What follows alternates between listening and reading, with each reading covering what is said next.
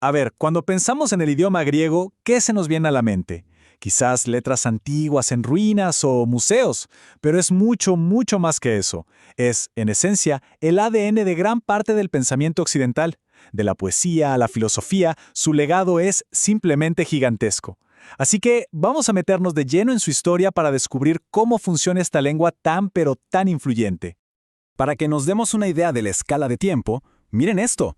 No estamos hablando de un par de siglos, no, hablamos de milenios. Los primeros grandes textos que tenemos, los poemas de Homero, son de antes del siglo VII antes de Cristo. De ahí saltamos a la Edad de Oro de Atenas con Pericles y Platón, y seguimos hasta el siglo I después de Cristo, cuando se escribe el Nuevo Testamento.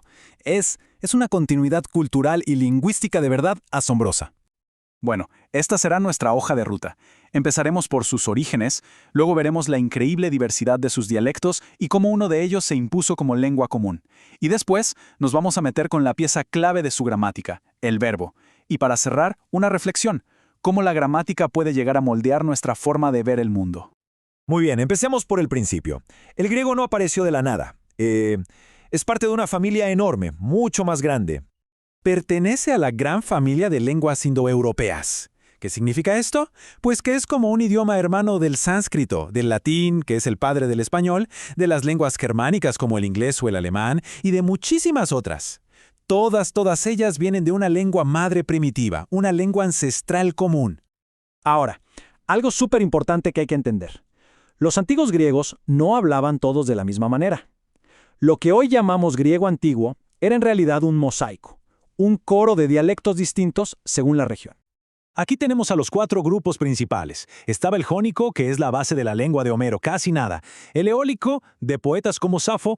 El dórico, de Píndaro. Y por último el ático, el que se hablaba en Atenas. Y el ático, es el que más nos interesa porque fue el dialecto de Platón, de los grandes trágicos como Sófocles y Eurípides, y con el tiempo llegó a ser el más prestigioso de todos. Entonces, la pregunta es, ¿cómo es que el dialecto de una sola ciudad terminó convirtiéndose en la lengua de todo un imperio? Y la respuesta, como casi siempre, está en la historia, con la unificación de Grecia bajo Filipo de Macedonia y, sobre todo, con las conquistas espectaculares de su hijo Alejandro Magno, el dialecto ático literalmente viajó por todo el mundo conocido, desde Grecia hasta la India. Este dialecto ático, que se fue mezclando y simplificando un poco por el contacto con otros pueblos, formó lo que conocemos como la Koiné. Koiné significa literalmente la lengua común. Y vaya que lo fue. Se convirtió en la lengua franca de todo el Mediterráneo oriental durante siglos. Y aquí viene uno de los puntos más determinantes de su influencia. El griego koiné es el idioma de la Biblia, tanto de la famosa traducción del Antiguo Testamento, la Septuaginta, como del texto original del Nuevo Testamento. Solo este hecho ya le aseguró un alcance y una permanencia cultural que poquísimos idiomas han logrado en la historia. Bien, ya vimos su historia, cómo se expandió, pero ¿qué hay en su estructura, en sus entrañas, que lo hace tan especial? ¿Cuál era su secreto? La respuesta, y esto es lo más fascinante, la encontramos en una sola parte de la oración. El verbo.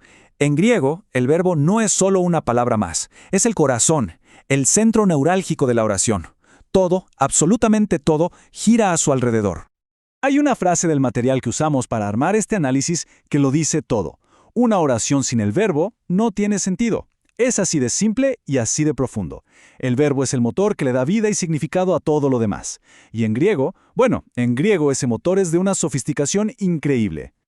Para que entendamos bien esto, vamos a hacer algo así como una disección. Vamos a abrir un verbo griego para ver toda la información que lleva adentro. A simple vista, la conjugación puede parecer bastante familiar, ¿no? Como en el español. Cambiamos el final de la palabra para saber quién hace la acción. Juego, juegas, juega. En griego, pisteuo, pisteuis, pisteui. Hasta acá parece más o menos lo mismo, pero esa similitud esconde una complejidad alucinante. La estructura básica es un tema verbal, que es la raíz que tiene el significado principal, y una desinencia, o sea, una terminación que le agrega toda la información gramatical. Por ejemplo, en pisteo, pisteu es el tema que significa creer, y esa O al final nos dice yo. Y aquí está la magia. Esa pequeña terminación junto con otros cambios en la palabra puede llegar a codificar 6 capas de información, 6 cosas distintas en una sola palabra. Vamos a desglosarlas una por una para entender bien de qué se trata. Primero, el modo. Esto nos dice qué tan real es la acción. O sea, ¿se presenta como un hecho, algo que pasó, como en Cristo murió? Eso es el modo indicativo. ¿O se presenta como una posibilidad, un deseo, algo que podría pasar? Eso sería el subjuntivo. Segundo, la voz. Y esto es clave. Como en español tenemos la voz activa, donde el sujeto hace la acción, y la pasiva, donde el sujeto la recibe. Pero el griego tiene una tercera, y esto es una genialidad, la voz media. Aquí, el sujeto hace la acción, pero el efecto de esa acción recae sobre él mismo. Es una sutileza increíble, que nos habla mucho de la autopercepción, del individuo actuando sobre sí mismo. Tercero, el tiempo. Que ojo, no se refiere solo a si algo es pasado, presente o futuro, sino también a la naturaleza de esa acción.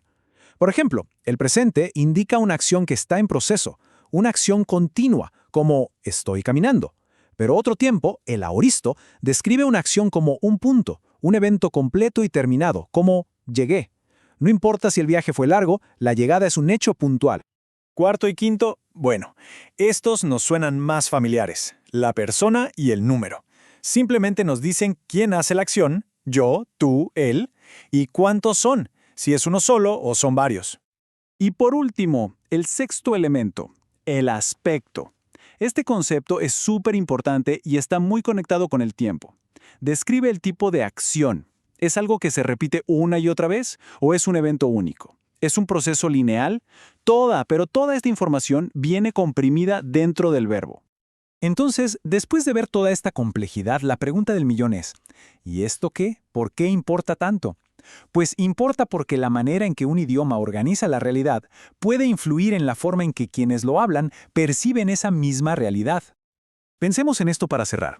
Si un idioma te da una herramienta gramatical específica, como la voz media, que pone al sujeto en el centro de su propia acción, ¿no podría eso fomentar una visión del mundo más enfocada en la responsabilidad personal, en la autorreflexión?